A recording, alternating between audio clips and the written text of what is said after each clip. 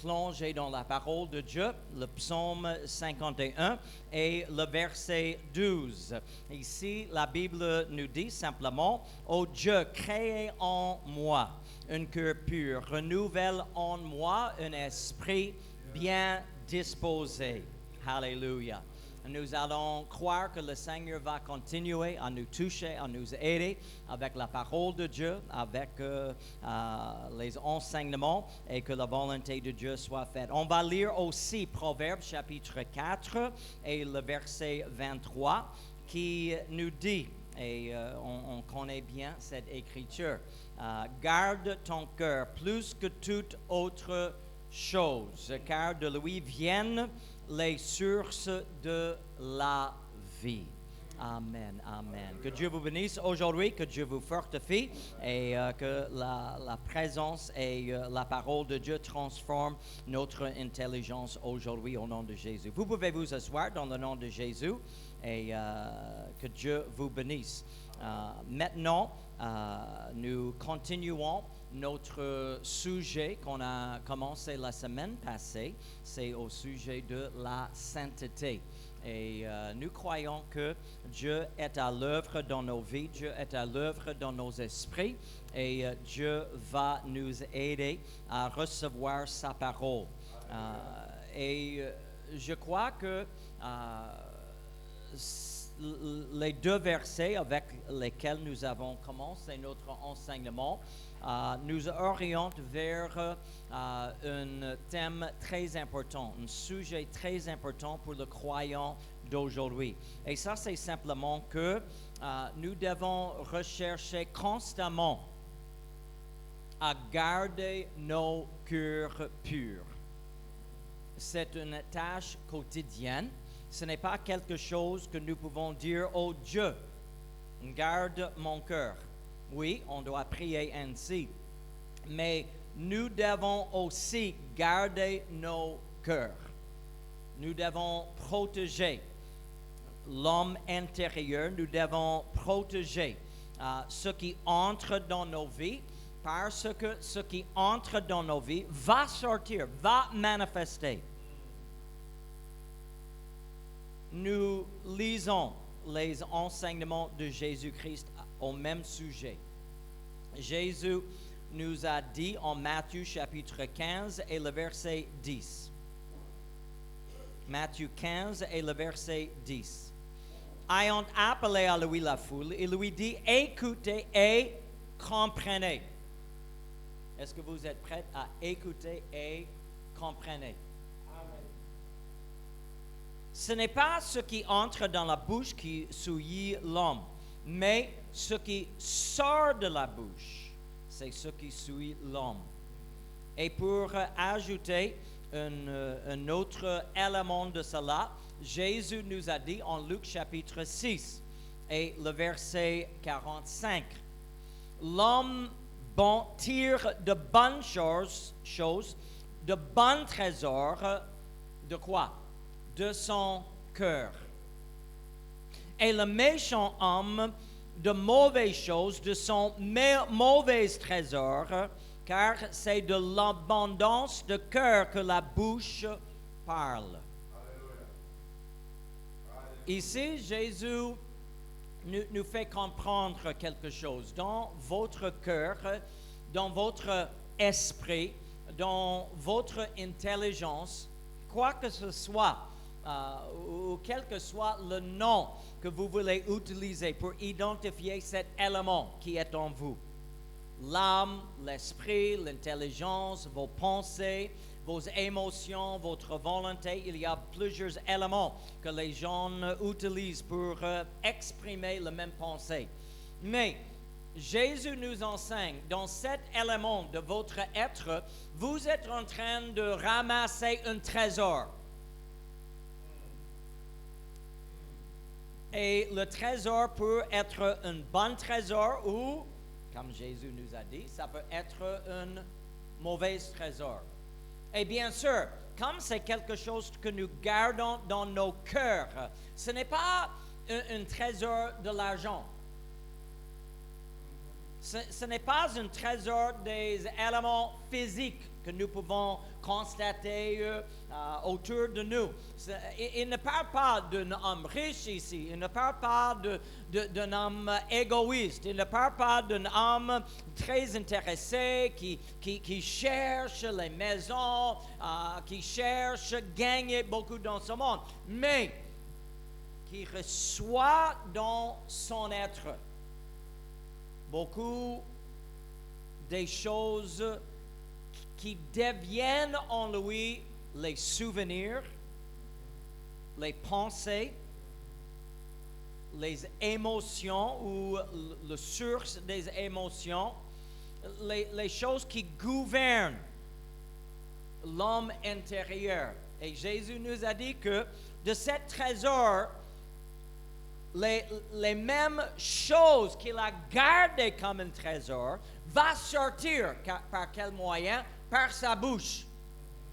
Et je ne veux pas changer, transformer la parole de Dieu, mais j'espère que vous allez comprendre, ce n'est pas uniquement par les paroles que ce qui est dans le cœur va se manifester. C'est également à travers de nos œuvres, à travers de nos actions. Vous avez un vouloir, une volonté, et de ce que vous voulez faire dans votre vie, vous allez vous exprimer dans la vie quotidienne. C'est sûr et certain. Il y a les exceptions. Si quelqu'un vous menace avec une arme, avec un fusil, avec un couteau, peut-être vous allez faire quelque chose hors de votre volonté. Quand vous êtes menacé, quand vous risquez la vie quelque part, peut-être vous allez faire ou donner quelque chose qui n'est pas vraiment dans votre volonté. Mais la plupart du temps, ce que nous disons, ce que nous faisons sort de cet trésor. Maintenant, on va parler beaucoup concernant ce que nous voyons aujourd'hui. Et si on va calculer le trésor que vous avez gagné cette semaine, depuis le dimanche, lundi, mardi, mercredi, jeudi, vendredi, samedi, en 6 jours, quel trésor est-ce que vous avez ramassé?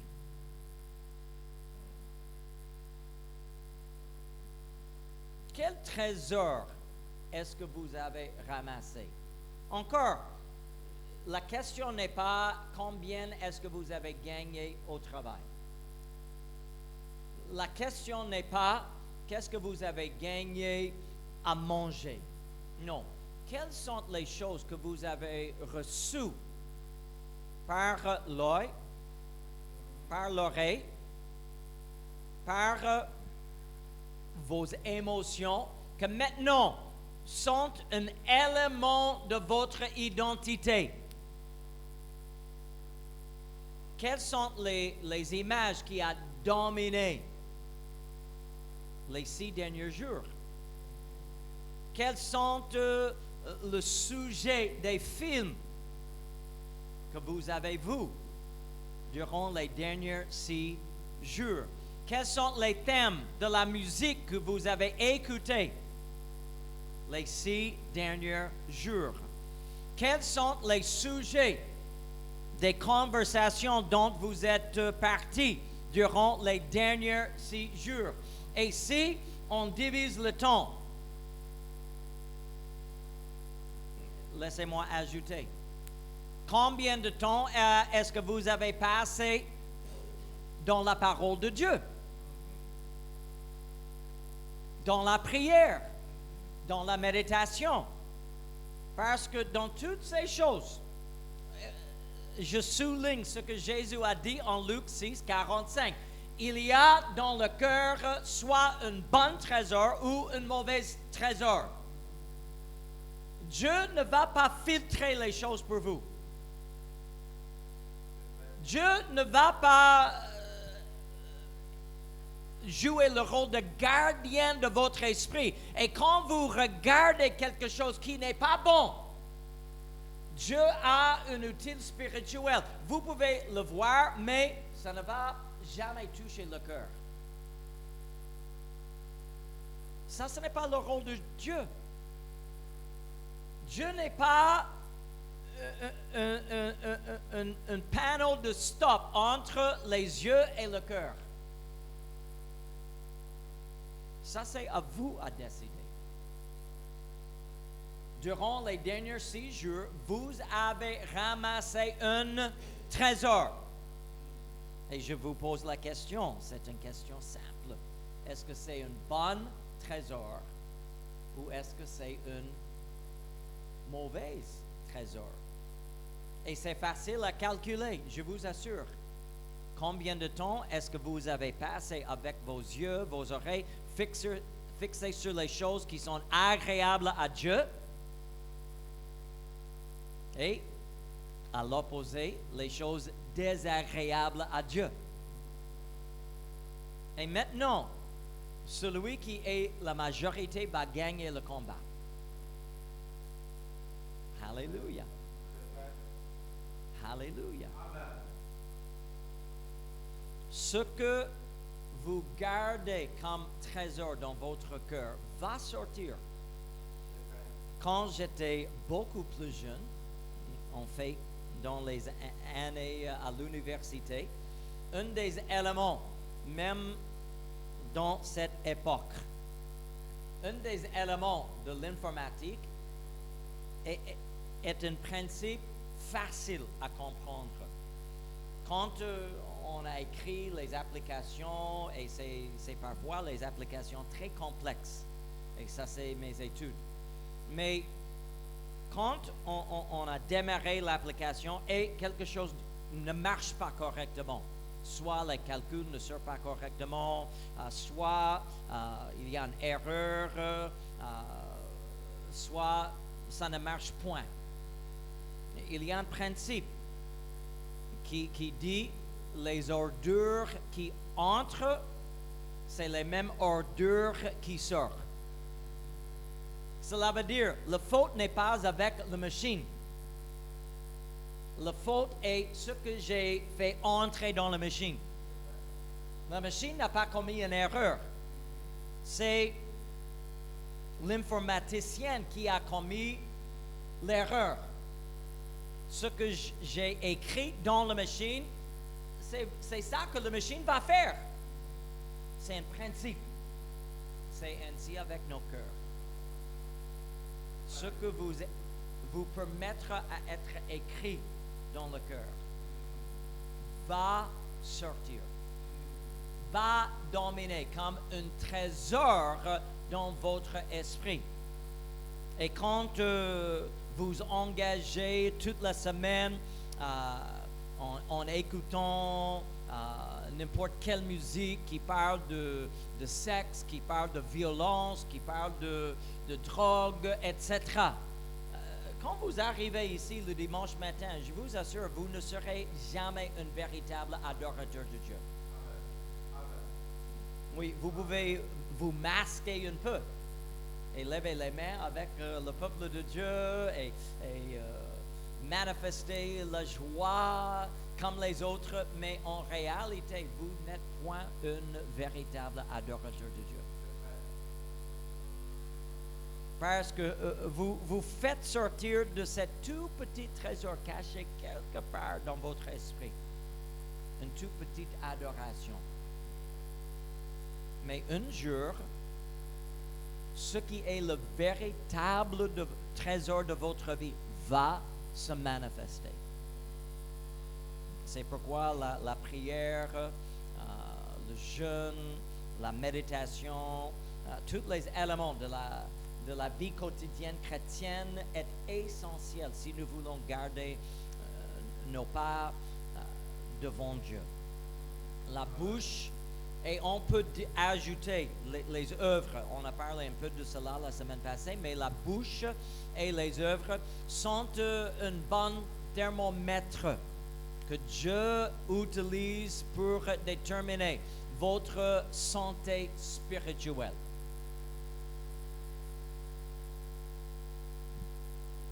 Ainsi, David a prié dans le psaume 19 et le verset 14.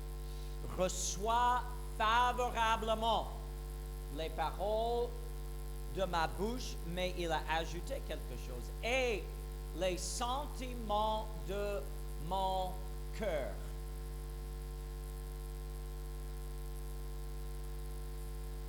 La raison pour laquelle il y a des chrétiens aujourd'hui qui ne connaissent pas quoi faire face à la tentation, face aux problèmes, c'est parce qu'ils n'ont jamais gardé la parole de Dieu dans leur cœur.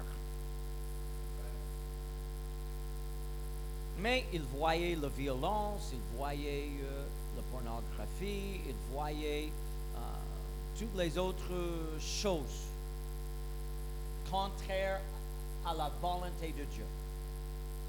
Et dans le moment de problème, ils ne comprennent pas pourquoi je ne sais pas quoi faire.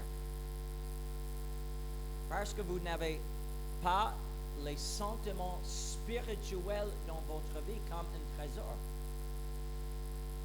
Raison pour laquelle une chrétienne mûre, une chrétienne bien expérimentée peut traverser une épreuve et rester dans le calme, rester dans la paix, rester vraiment dans l'Esprit de Dieu. Pourquoi? Parce que de son bon trésor, même dans les tentations, même dans les épreuves, même dans les difficultés, même dans les persécutions, de son bon trésor, il peut sortir les éléments essentiels. Si on peut dire nos cœurs en utilisant ce principe de Luc 45, le trésor qui est dans votre cœur. Votre cœur est comme un compte d'épargne, une réserve. Ce que vous cachez dedans, ce que vous mettez dedans, ce que vous gardez dans le cœur, c'est là pour les moments de besoin. Est-ce que ce n'est pas pourquoi vous avez un trésor quelque part? Pourquoi est-ce qu'on peut parler d'un roi? Pourquoi est-ce qu'un roi a besoin d'un trésor? Parce qu'il est sage et il connaît que le jour va arriver où un ennemi peut se lever contre moi. Et ce n'est pas au moment où l'ennemi se lève contre moi où je dois trouver les moyens pour me défendre. Non, j'ai un trésor. Et maintenant, je peux invoquer les soldats et je peux acheter les armes, je peux acheter la nourriture, je peux acheter les bêtes. J'ai déjà en place, j'ai déjà dans le trésor ce qui est nécessaire. Souvenez-vous de l'histoire de Joseph en Égypte. Le conseil de Joseph, il y aura une famine. Vous devez préparer un trésor. Vous devez garder dans les maisons, vous devez garder un trésor de graines. Et qu'est-ce qui s'est passé? Parce que le pharaon, il a obéi au conseil de Joseph. Quand la famine est arrivée, Égypte est devenue une phare dans le monde. Et tout le monde est venu chercher le trésor d'Égypte.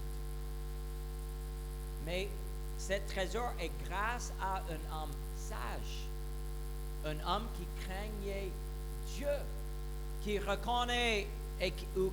reconnaissait le seul moyen par lequel nous allons survivre cette épreuve est d'avoir un trésor.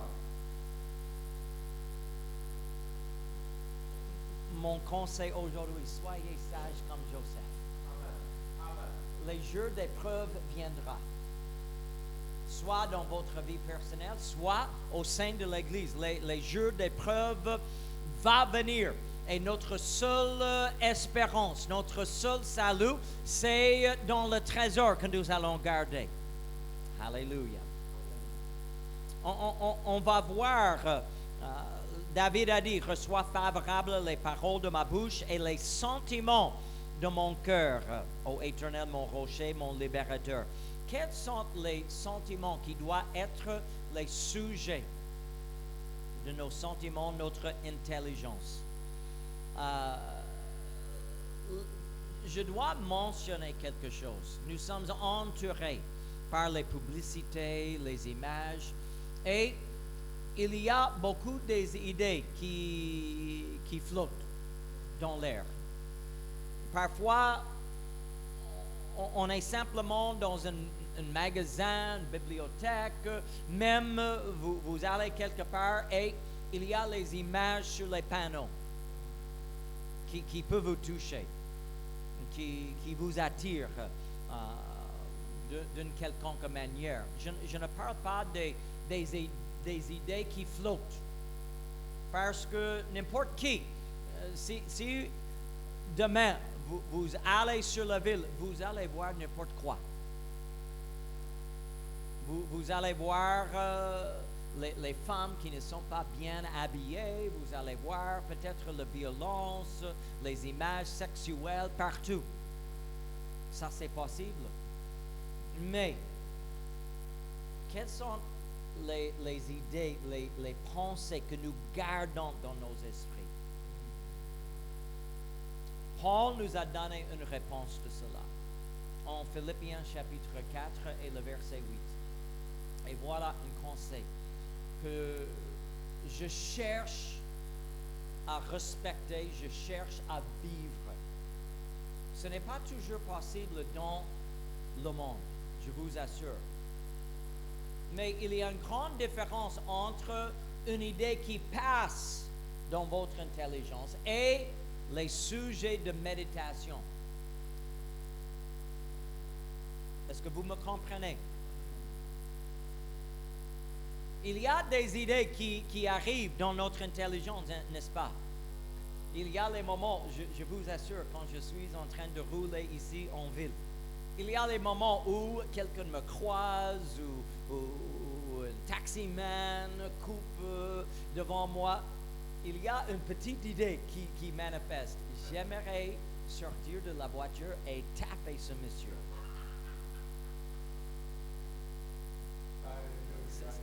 Dieu merci, il n'a jamais les pensées comme ça.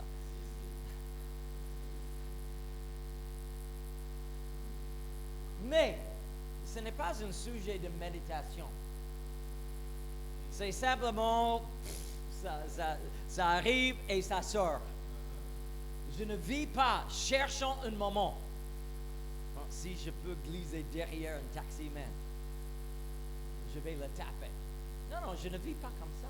Ce n'est pas un sujet qui est toujours dans mes pensées. C'est simplement une idée qui vient, qui sort, c'est fini. Est-ce que vous me comprenez? Amen. Ne croyez pas que si vous avez une toute petite pensée, maintenant vous êtes le pire des pécheurs du monde.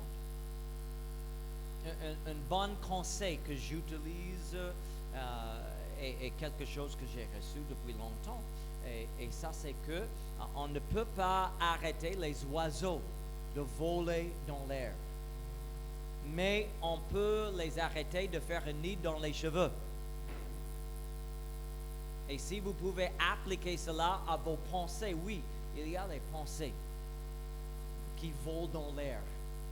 Mais quelles sont les pensées qui deviennent résidents, qui a une place dans notre vie? Et voilà ce que Paul est en train de nous enseigner en Philippiens 4, 8.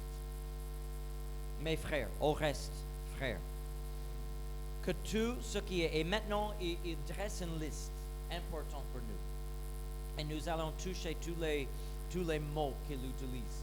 Il dit tout ce qui est vrai, tout ce qui est honorable, tout ce qui est juste, tout ce qui est pur, tout ce qui est aimable, tout ce qui mérite l'approbation, ce qui est vertueux et digne de louange, soit l'objet de vos pensées. Encore, une idée peut venir sortir. Mais quels sont les sujets de vos pensées? On va attaquer et on va passer 1 ou 2 minutes sur tous les mots. Première chose, tout ce qui est vrai. Ce mot vrai signifie ce qui est véritable, ce qui est réel, ce qui est authentique. Et plus en plus, nous voyons que les choses que nous constatons sur l'Internet, on ne peut pas les considérer comme vraies. Pourquoi? Parce qu'on a l'intelligence artificielle aujourd'hui. Et cette technologie peut fabriquer, peut créer, peut faire n'importe quoi. Il y a l'association, la société Microsoft. Vous le connaissez, c'est un nom très reconnu. Il vient de sortir un chat qui s'appelle Gemini. Gemini.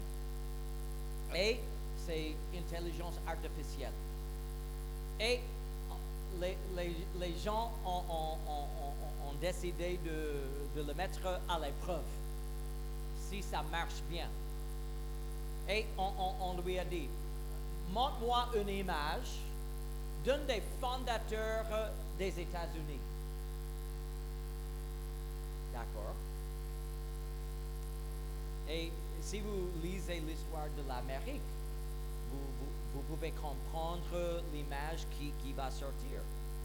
Mais imaginez-vous, cette intelligence artificielle a présenté un homme noir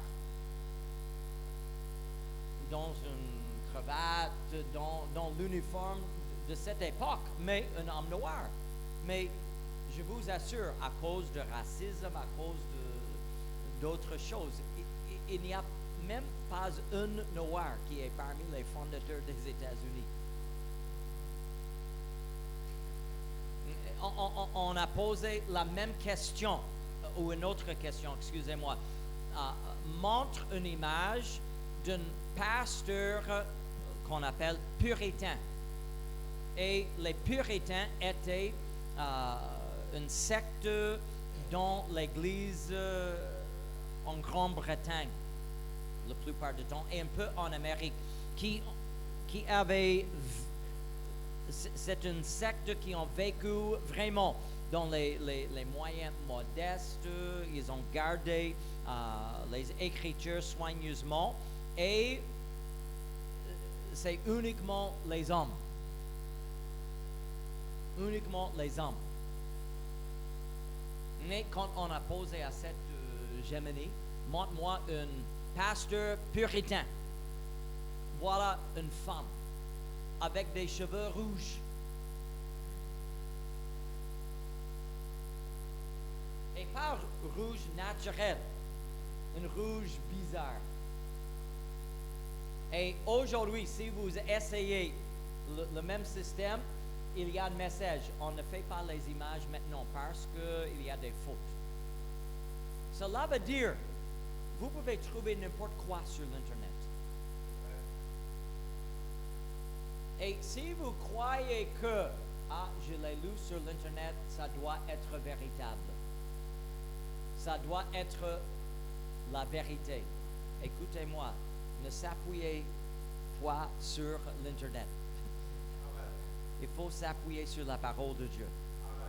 Même les films que vous voyez, les images que vous voyez, on ne sait jamais si c'est véritable ou non. Ça peut être créé, ça peut être manipulé, et vous allez voir, j'ai vu une image de Poutine, et il était avec Biden, et il a fait ceci. Je n'ai aucune confiance aujourd'hui. Ainsi, nous devons garder nos pensées sur les choses qui sont d'abord vraies. Deuxièmement, honorable. Honorable, qu'est-ce que ce mot veut dire? Dans le sens biblique, ça parle des choses vénérables, augustes, révérends, nobles, de bon caractère. On parle des personnes et des faits. On doit méditer sur les choses qui sont honorables, les choses qui s'inclinent sur la sainteté de Dieu, les choses qui sont consacrées à Dieu. Troisième chose, les choses qui sont justes. Et le mot juste dans le sens biblique ici, les choses qui observent la loi divine. On peut poser facilement la question, est-ce que ce que vous voyez honorerait la loi de Dieu? Ou est-ce que ce que vous voyez, ce que vous écoutez, déshonore la parole de Dieu? Souvenez-vous, vous êtes toujours en train de ramasser un trésor. Est-ce que le trésor est bon ou est-ce que le trésor est mauvais? Il y a beaucoup d'autres choses que nous pouvons noter qui sont le sens de ce mot. Droit, juste, vertueux, les choses qui gardent les commandements de Dieu. Et nous reconnaissons que Christ seul est juste. Mais les choses qui sont justes doivent être le sujet de nos sentiments, le sujet de nos pensées. Quatrième chose, les choses qui sont pures. Et le mot pur ici signifie digne de révérence, vénérable, sacré. J'aimerais vous poser une question, ce n'est pas la peine de répondre à haute voix, mais quelles sont les choses pures qui étaient un sujet de méditation dans votre vie cette semaine? Les choses pures. Bien sûr, on peut être préoccupé. Et parfois, je suis préoccupé avec les infos, ce qui se passe dans le monde, même la politique du pays. On peut être préoccupé un peu de cela. Je ne suis pas en train de vous condamner. Mais au milieu de tout cela, est-ce que nous avons passé un moment pour focaliser sur les choses qui sont pures, les choses qui sont sacrées, les choses qui sont uniquement pour le Seigneur Jésus-Christ? Notez sur les définitions. Pure de toute faute. Pour les célibataires, est-ce que cet homme, cette femme que vous aimez, est-ce qu'il est pur de toute faute? Pas du tout. Cela veut dire votre bien-aimé, et même pour nous les hommes, les femmes mariés, même nos enfants, nos petits-enfants ne sont pas purs de toute faute. Donc, on doit passer un moment où nous mettons toutes les autres choses à côté. Et nous devons focaliser sur Dieu et Dieu seul. Qu'il soit le seul pensée. Ainsi, nous allons garder un bon trésor, les choses pures. Aussi aimable, cela veut dire simplement acceptable, plaisant, aimé, chéri, agréable. Dans notre monde, si il y a deux images sur un écran, une qui montre la violence et l'autre qui montre un homme et une femme en train de se promener main en main, la majorité vont fixer les yeux sur la violence. Oui ou non? Et parfois, nous devons reconnaître, nous devons chercher les choses qui sont plaisantes, chéries, agréables, méritent l'approbation. Cela signifie les choses qui sonnent bien ou qui est bonne à dire. Et si je peux ajouter cela, une petite chose à cela, cela signifie pas les choses bonnes à dire dans le monde, mais dans le royaume de Dieu. On parle des enfants de Dieu. Et il y a les mots dans le monde. Si vous voulez être cool, vous devez utiliser. Si vous avez besoin de, ou si vous cherchez à être parmi certains groupes, il faut parler d'une certaine façon, utiliser certains mots sales. Il faut maudire Dieu. Il faut connaître comment parler. On ne parle pas les choses bonnes à dire au niveau de ce monde, mais dans le royaume de Dieu.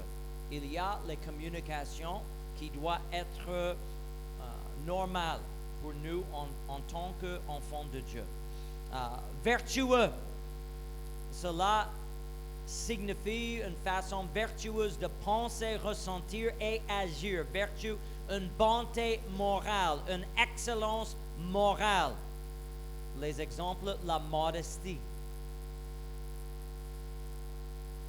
Voilà les sujets. Et aussi digne de louange,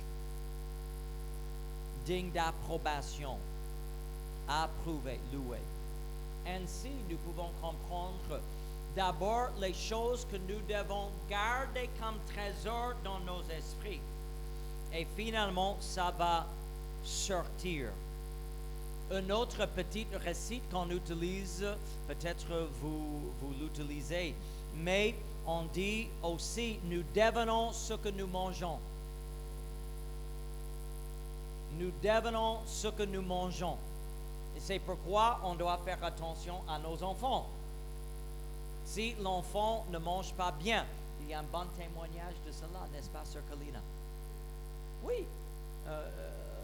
La sœur qui est venue, elle s'appelle... oui.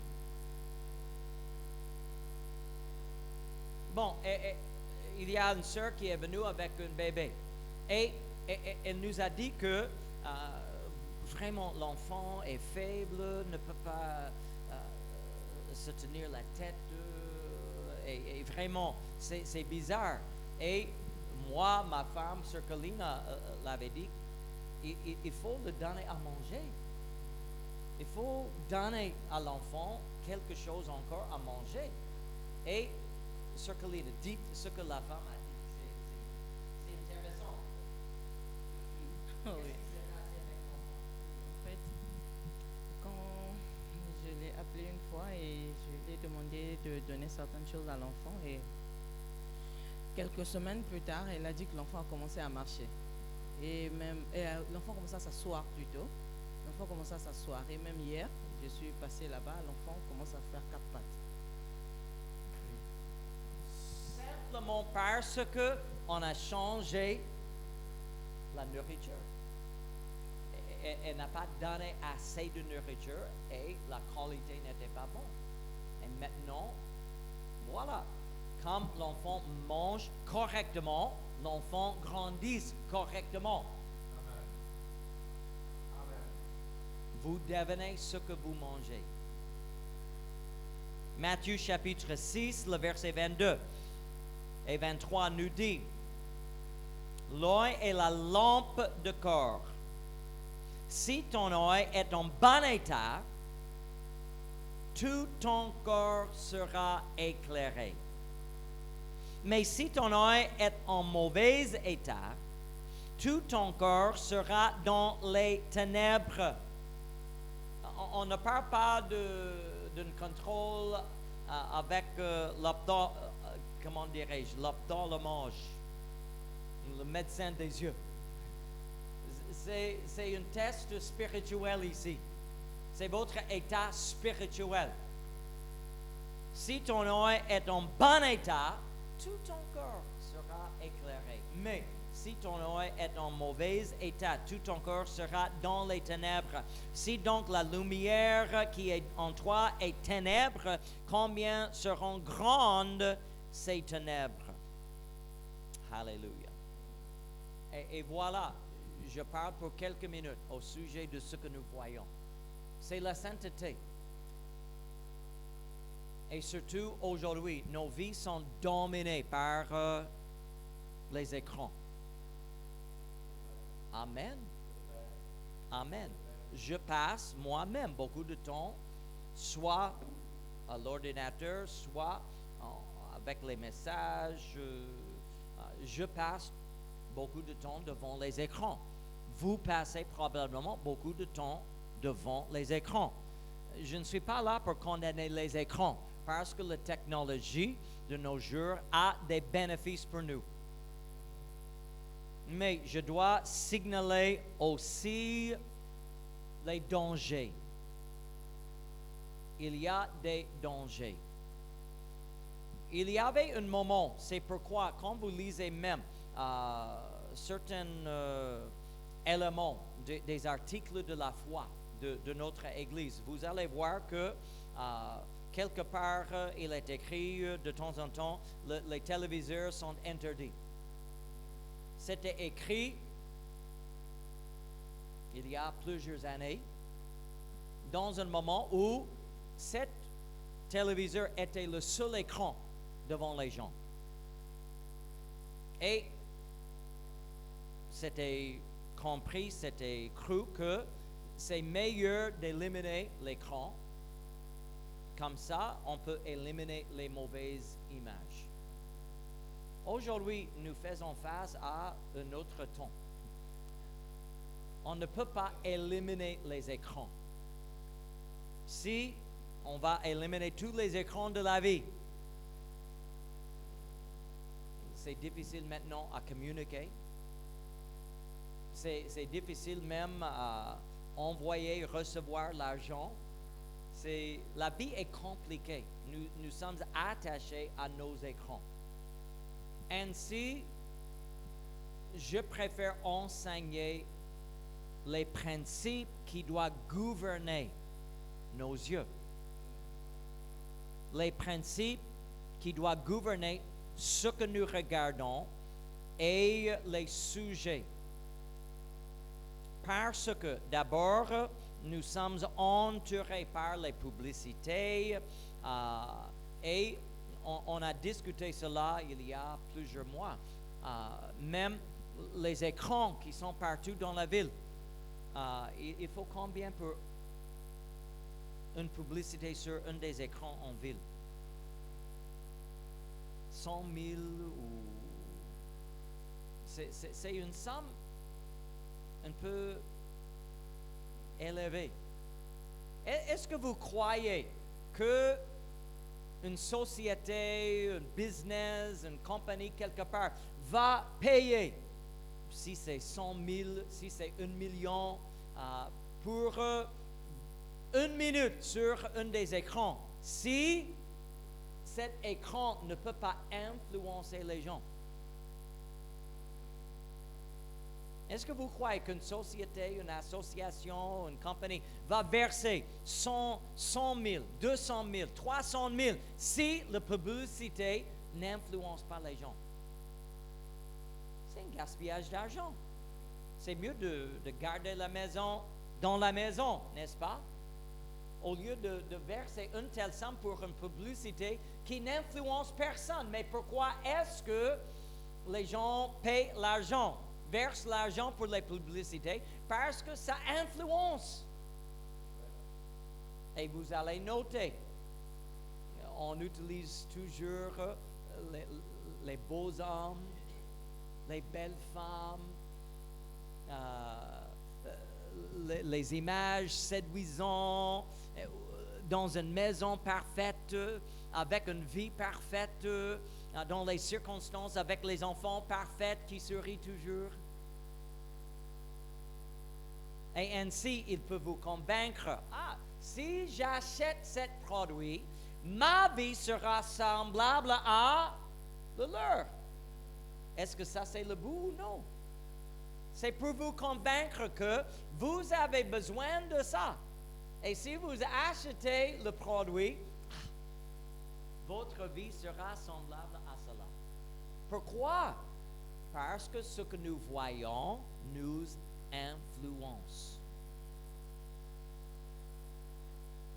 Ce que vous voyez, ce que vous écoutez, vous influence. Nous voyons, on a fait beaucoup des études de recherche. Et Bon, je n'ai pas toutes les informations en français, mais nous voyons que il y a certaines images qui, si je veux dire, qui détournent nos pensées. Je parle maintenant d'une façon scientifique. Ce n'est même pas une étude spirituelle, si je veux dire. C'est les scientifiques qui nous disent que surtout les images pornographiques et les images violentes, quand on voit ça, ça crée dans l'intelligence, je parle de cerveau, des blocages. Des blocages. Encore, je ne parle pas des Écritures pour le moment. Je parle des scientifiques, du côté scientifique. Il dit que des images violentes pornographiques sont différentes que les autres images que vous pouvez voir. Parce que ça crée les blocages dans votre intelligence et vous allez commencer à sentir les choses qui ne sont pas normales. Qui vraiment influence. Et l'homme en lui-même ne peut pas maîtriser cela. Et ça, c'est le problème. Ça, c'est pourquoi aujourd'hui, on a les gens qui utilisent la pornographie comme une drogue.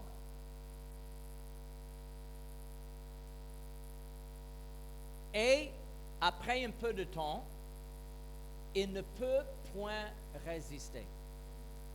C'est comme quelqu'un qui utilise une drogue. Ils ont besoin de cela tous les jours.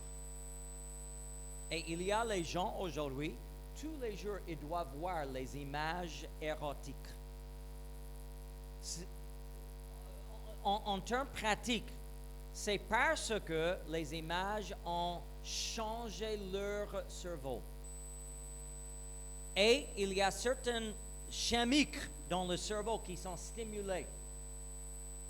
Et quand on voit certaines choses, ces chimiques sortent ou manifestent. Et maintenant, ça donne certaines sensations. Et désormais, l'homme ne peut pas, et on peut dire les femmes, mais surtout les hommes, l'homme ne peut pas vivre sans voir certaines choses.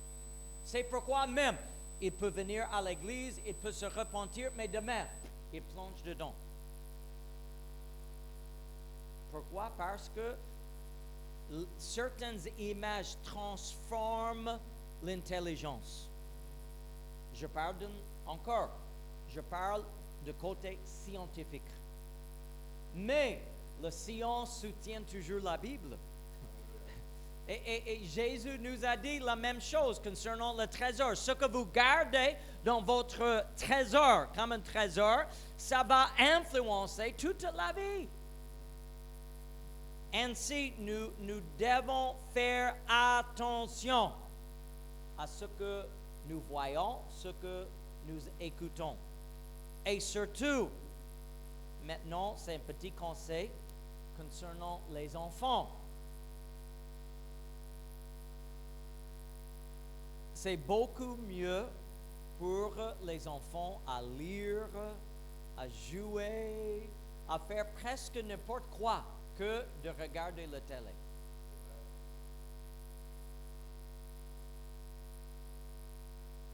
Pourquoi?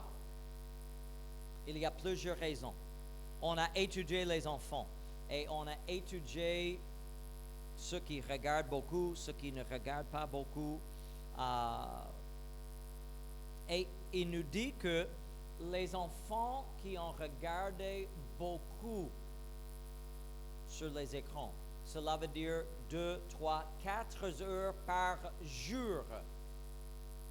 C'est probable que ces enfants seront plus violents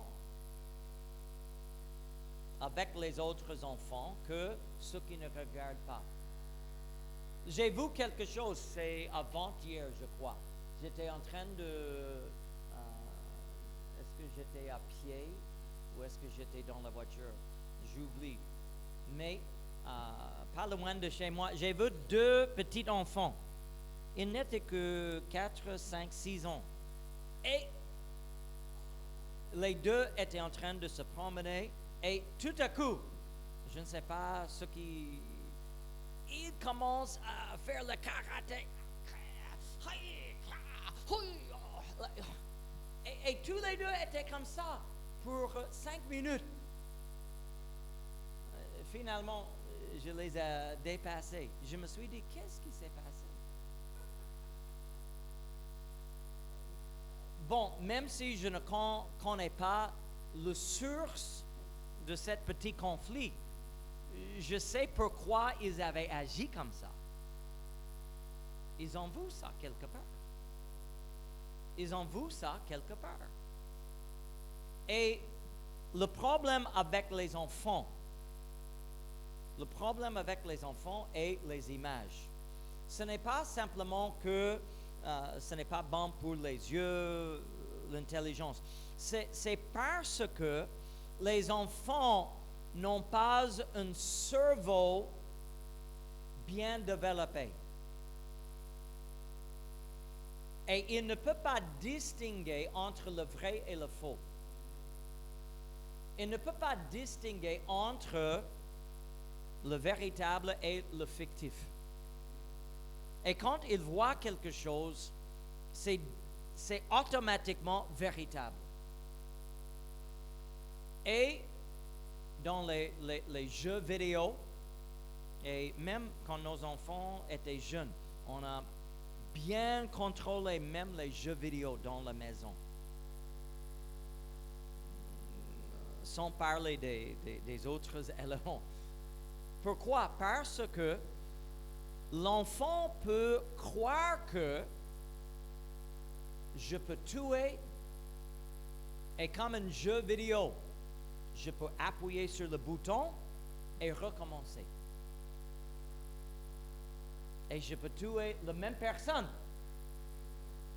Et quand c'est fini, je redémarre le jeu et je peux le faire encore. Et il ne peut pas distinguer la valeur de la vie, la finalité de la mort, les conséquences des actions. Parce que même dans les films et dans les jeux vidéo, si on tue, on gagne. Il y a les prix pour tuer, n'est-ce pas? Et je vous assure, je ne joue pas les vidéos comme ça. Mais je connais. Et même dans certains films, c'est ceux qui font le mal qui deviennent riches. Et un enfant, jusqu'à ce que l'enfant arrive à 17 à 19 ans, le cerveau ne peut pas distinguer la différence. Ne peut pas comprendre que il y a les conséquences pour les mauvaises actions. Et quand l'enfant voit sur les écrans que si je fais de mal, il y a les bonus. Si je fais le mal, il y a les prix. L'enfant va croire et va vivre ainsi. Je peux taper, je peux tuer, je peux voler, et au lieu des conséquences, je vais gagner. Et ils deviennent ce qu'ils mangent. Ainsi, nous devons faire attention. Qu'est-ce que Job a dit? Job, cet homme qui a vécu des épreuves énormes dans sa vie. Il a dit quelque chose de très intéressant en Job 31, le verset 1. J'ai fait un pacte. Cela signifie une alliance. Est-ce que vous comprenez le mot pacte ou alliance? J'ai fait un accord. On a fait une décision ensemble. J'ai fait un pacte avec mes yeux. Et je n'aurai pas arrêté mes regards sur une vierge. J'ai décidé qu'il y a certaines choses que je ne vais pas regarder. Il y a des choses que je me suis dit que ça peut influencer mes pensées, ça peut être une mauvaise influence sur mes méditations, ça peut devenir une mauvaise trésor dans mon esprit. Et ainsi, j'ai fait une alliance avec mes yeux. Mes yeux, voilà ce que tu peux regarder. Mes yeux, voilà ce que tu ne peux pas regarder. Et je ne sais pas comment on a signé l'alliance, le pacte. Mais on a fait cet pacte. Je ne peux pas imaginer Job aujourd'hui, comment il va gérer cet pacte. Mais je crois que il va faire ainsi. Quand il est en train de regarder sur Facebook, le moment où il voit certaines choses, il va éteindre. Quand il regarde sur la télé et il y a quelque chose qui est contraire à la parole de Dieu, il va l'éteindre. Quand il écoute la musique et les sujets sexuels, les sujets vulgaires commencent à être le sujet il l'éteint. Et il trouve quelque chose qui est vrai, juste, honorable, vertueux, digne de louange, noble, agréable à Dieu. Il a fait un pacte avec ses yeux, une alliance. Il est arrivé à un accord avec ses yeux. Et ainsi, il a décidé, voilà les choses que je peux voir et voilà les choses que je ne vais jamais regarder avec mes yeux. Et aujourd'hui, à mon avis, c'est mon avis, vous ne pouvez pas échapper les écrans.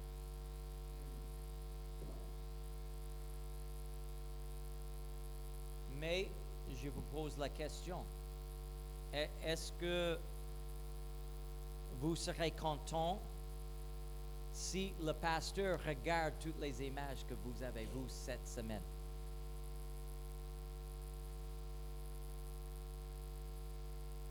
Et vous dites, oh, pasteur, mais écoutez-moi, je ne le dis pas pour vous demander vos écrans. Mais si vous ne voulez pas vraiment que le pasteur voie ce que vous avez vu cette semaine, il y a quelqu'un qui a déjà vu ce que vous avez vu cette semaine. Et son nom est... Il était là avec vous. Il était là avec vous. Et vous ne pouvez pas le cacher de lui. Oh, j'étais dans ma chambre. J'ai vérifié, les fenêtres sont fermées. J'ai fait tout pour que personne ne peut tracer ce que j'ai fait. Jésus a bien tracé. Alléluia. Tout ce que vous avez fait. Et même vous pouvez venir aujourd'hui et vous pouvez louer, vous pouvez agir comme rien ne s'est passé. Non, non, non, pasteur, tout est bien. Souvenez-vous, quand l'apôtre Jean, il a écrit dans 1 Jean concernant la tentation, il a classifié les tentations en 3 parties, en trois catégories. La convoitise de la chair, l'orgueil de la vie et la convoitise des yeux. Et quand nous étudions la tentation d'Ève dans le jardin et même la tentation de Jésus par Satan, tous les deux comprennent la convoitise des yeux. Parce que si Satan peut nous tenter avec nos yeux, maintenant il a l'accès à la porte de votre cœur. comme Jésus a dit. Qu'est-ce qu'il a dit? On revisite, est-ce que c'est en Matthieu chapitre 6, le verset 22. L'œil est la lampe de corps. Si ton œil est en bon état, tout ton corps sera éclairé. Écoutez-moi, ce que vous voyez influence tout le corps. Le psaume 101, le verset 3, David a déclaré, ou le psalmiste a déclaré, je ne mettrai rien de mauvais devant mes yeux. Voilà une alliance. Et je vous pose la question, je n'ai pas noté en vérité si c'est David qui l'a écrit ou non, mais on peut utiliser David comme un exemple. Il avait le cœur de Dieu. Mais quand est-ce qu'il est tombé dans le problème? Quand il a vu quelque chose. Il a vu la femme en train de se baigner. Et cet homme qui aimait Dieu, cet homme qui cherchait Dieu, cet homme qui louait Dieu, cet homme oint de Dieu, quand il a vu ce qui est interdit, ce qu'il ne doit pas regarder. Encore, David a pu être sur le toit de sa maison et il a pu regarder la femme et dire, oh, Seigneur, aide-moi. Et il a pu rentrer dans sa propre chambre avec ses propres femmes et rien ne va se passer. Mais je vous assure, quand il est sur le toit,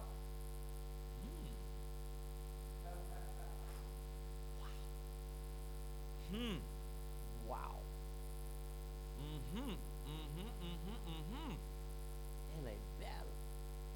Wow, elle n'est pas comme mes autres femmes. Wow, ça c'est la maison d'Uri.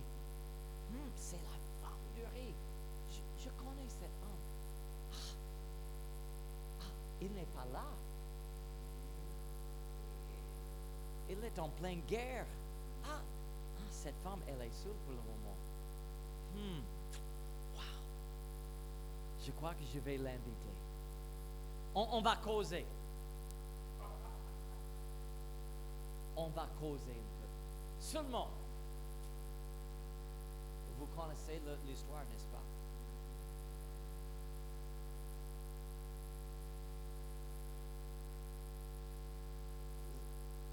David n'a pas fait un pacte avec ses yeux, ou il a oublié.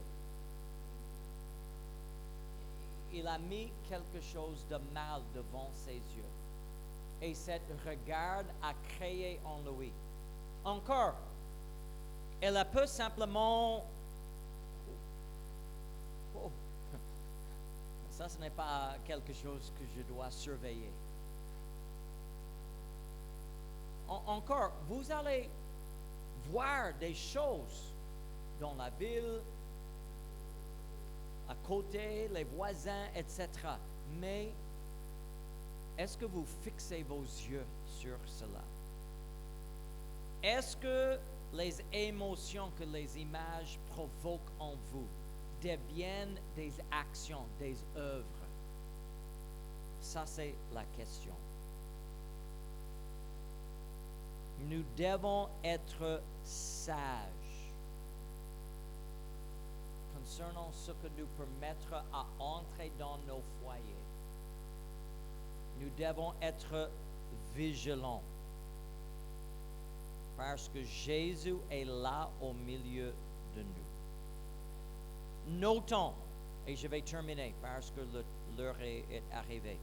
On va lire pour terminer deux écritures. D'abord, 1 Corinthiens chapitre 4, le verset 5, qui nous dit, c'est pourquoi ne jugez de rien avant le temps, jusqu'à ce que vienne le Seigneur qui mettra en lumière tout ce qui est caché, ou mettre en lumière ce qui est caché dans les ténèbres, et qui manifestera les desseins des cœurs. Cela veut dire, il va peser nos trésors. Il va juger nos trésors. Est-ce que votre trésor est de l'argent, de l'or, ou est-ce que c'est de bois, de paille? Est-ce que vous avez dans votre cœur un bon trésor, honorable, digne de louange, vertueux, cherchant la volonté de Dieu, ou est-ce que c'est un mauvais trésor? Les convoitises, la violence, le sexe, la drogue, etc. Ecclésiaste chapitre 12, le verset 15 et 16.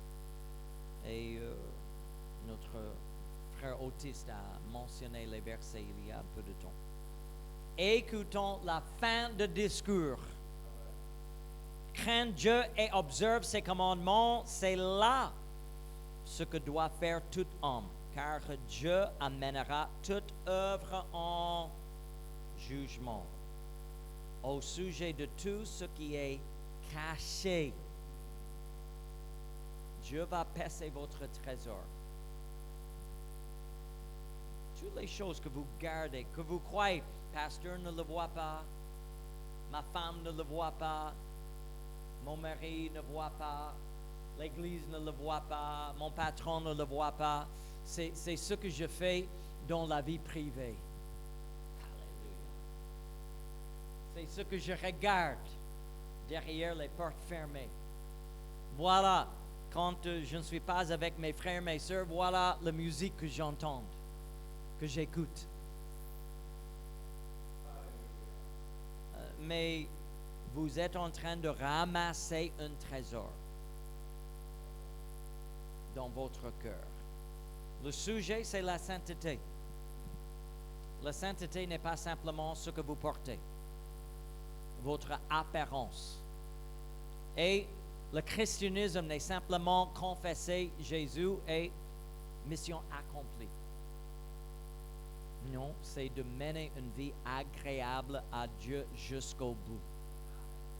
De faites attention au trésor que vous êtes en train de ramasser jour après jour. Et que le Seigneur qui va emmener en jugement toute chose qui est cachée, il va sortir les éléments dans les ténèbres et il va les poser dans la pleine lumière et tout le monde le verra. Qu'est-ce que vous allez sentir quand tout le monde voit votre trésor? Que Dieu nous aide. Je remercie le Seigneur Jésus-Christ car son sang nous purifie. Il fait toutes choses nouvelles. Alléluia. Mais avec cette deuxième opportunité, avec cette nouvelle vie que le Seigneur nous a donnée, le premier homme est crucifié. Celui qui est en Christ, il est une nouvelle créature. Les anciennes choses sont, toute chose est devenue. Maintenant, commencez à ramasser un bon trésor au nom de Jésus-Christ. Repentez-vous si vous voyez, vous regardez les choses qui ne sont pas agréables à Dieu. Repentez-vous. Soyez baptisés au nom de Jésus-Christ pour le pardon de vos péchés et recommencez votre vie. Mais une fois dans le chemin chrétien, la voie des croyants, attention au trésor que vous êtes en train de ramasser. Levez-vous dans la maison de Dieu. Aujourd'hui, merci de votre fidélité, merci de votre attention.